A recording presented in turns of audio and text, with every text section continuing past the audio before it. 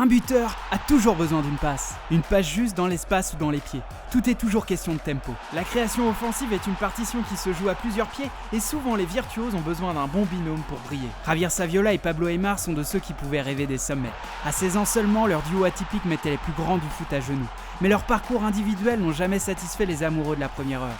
Focus sur les destins croisés de deux techniciens hors du commun, trop fragiles pour devenir des légendes en solitaire, deux créatifs inséparables. Abonne-toi à Megafoot, le meilleur du foot en vidéo. Enfants de la même Argentine, Javier Saviola et Pablo Aimar débutent tous les deux sous les couleurs de River Plate à seulement 16 ans.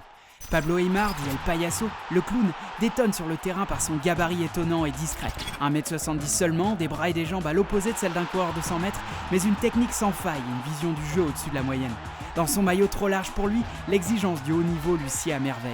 Il intègre une équipe au sommet de son art, victorieuse de la Copa Libertadores la saison précédente. Il n'a aucun mal à se faire une place au milieu des Crespo, Francescoli, Ariel Ortega, Santiago Solari ou encore Marcelo Gallardo. Un an après ses grands débuts, il remporte le mondial U20 avec la sélection argentine. Javier Saviola profite de sa vitesse et de sa technique pour affoler les défenses. Son petit 1m68 et sa dentition imparfaite lui valent le surnom d'El Conero, le lapin. Il plante d'entrée pour River le 18 octobre 1998 à l'occasion de son premier match professionnel à seulement 16 ans.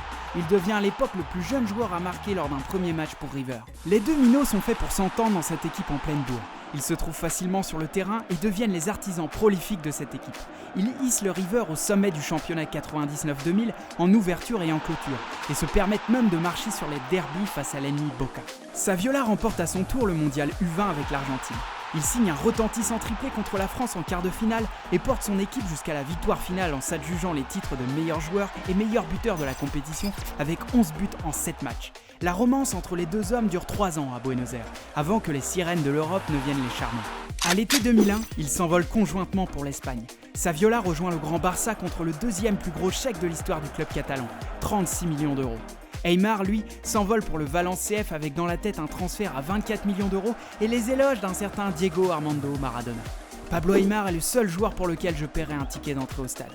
Voilà ce que pense le dieu du foot argentin, du club. Les espoirs sont grands et les deux prodiges débutent au mieux leur carrière en Europe. Saviola plante but sur but en Espagne, dans un Barça malgré tout sevré de trophées. Sa première saison est accomplie et le jeu produit en Liga semble lui offrir l'espace pour s'exprimer. Aimar rayonne à Valence et participe au parcours d'exception du club jusqu'en finale de Ligue des Champions. Défait en finale par le Bayern, Aimar ne connaîtra plus jamais un tel niveau. Les planètes semblent rester alignées pour offrir aux deux Argentins la carrière que leur talent leur promet. Oui, mais marcher sur l'Europe, ils ne le feront jamais. Aimar amorce une longue chute, son corps le lâche progressivement, il enchaîne les blessures mais pas les matchs. Après 2004, plus aucune saison pleine pour lui. Il quitte Valence en 2006 pour Saragosse, mais ne retrouvera pas de constance. L'étoile argentine s'éteint à petit feu. Saviola tombe aussi en plein cauchemar. Éclipsé par la concurrence au Barça, l'arrivée de Eto'o et l'éclosion de Messi, il cherche du temps de jeu ailleurs, à Monaco, puis à Séville. Son sens du but est intact et ses stats parlent pour lui. 52 buts en 117 matchs entre 2004 et 2007. Mais le lapin ne parvient pas à écraser la concurrence. Éternel second couteau, son rendement bien insuffisant au regard de son salaire et du montant déboursé à l'époque pour le faire venir d'Argentine, pousse le Barça à laisser réchapper sa pépite. Il quitte Barcelone libre pour le rival madrilène et passe d'une concurrence à une autre. Derrière Raúl et Van Nistelrooy, Saviola n'obtient pas le temps de jeu espéré. Sa carrière stagne et ses entraîneurs successifs pointent son mental trop fragile et sa détermination insuffisante pour gagner sa place. Bernd Schuster, son entraîneur au Real, ne mâche pas ses mots. Saviola est un bon joueur, mais ce n'est pas un battant. S'il n'est pas aligné, il ne va pas tout donner pour gagner sa place. Il attend que la titularisation lui tombe du ciel.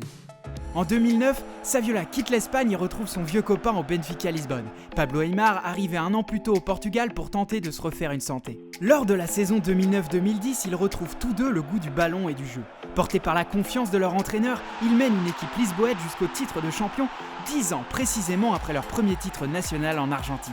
Entourés par le talent de Oscar Cardozo et le jeune Ángel Di María, ils renouent avec leur complicité d'antan. 252 matchs, 54 buts et 65 passes décisives à eux deux en 3 saisons. La complicité est réciproque et se ressent sur et en dehors du terrain. Aimar annonce la couleur. Nous voyons les mêmes choses, ses déplacements, j'en ai la prescience. Et Saviola de rajouter, c'est le joueur avec qui je me suis le mieux entendu sur un terrain et c'est un grand ami. C'est un homme qui m'a transmis des valeurs et qui m'a aidé tout au long de ma carrière. Ces retrouvailles semblent sonner comme la conclusion d'une carrière finalement décevante au regard des promesses initiales. Aymar s'exile en Inde en 2014 quand Saviola échoue dans ses derniers défis, à Malaga d'abord, puis en Grèce à l'Olympiakos. Malgré 2 palmarès plus qu'honorables, c'est cette déception du talent gâché et inexploité qui domine. Comme conclusion cynique à ces carrières accidentées, Saviola et Aymar portent une dernière fois la tunique de River en 2015 sous les ordres de leur ancien coéquipier Marcelo Gallardo. Une dernière promesse non tenue, celle d'offrir quelques frissons aux supporters argentins qui ont pu longtemps rêver de voir le duo porter l'Albiceleste jusqu'au sommet. Une preuve de plus, s'il en fallait une, que le talent individuel ne fait pas tout en football et qu'il suffit parfois de trouver son alter ego pour devenir un grand champion. Et pour le coup, ces deux-là n'auront jamais été aussi lumineux que lorsqu'ils mouillaient le même maillot. Merci d'avoir regardé notre vidéo. Si tu as kiffé, n'hésite pas à parler de notre chaîne autour de toi, aimer et partager. A très vite pour une nouvelle vidéo. Ciao!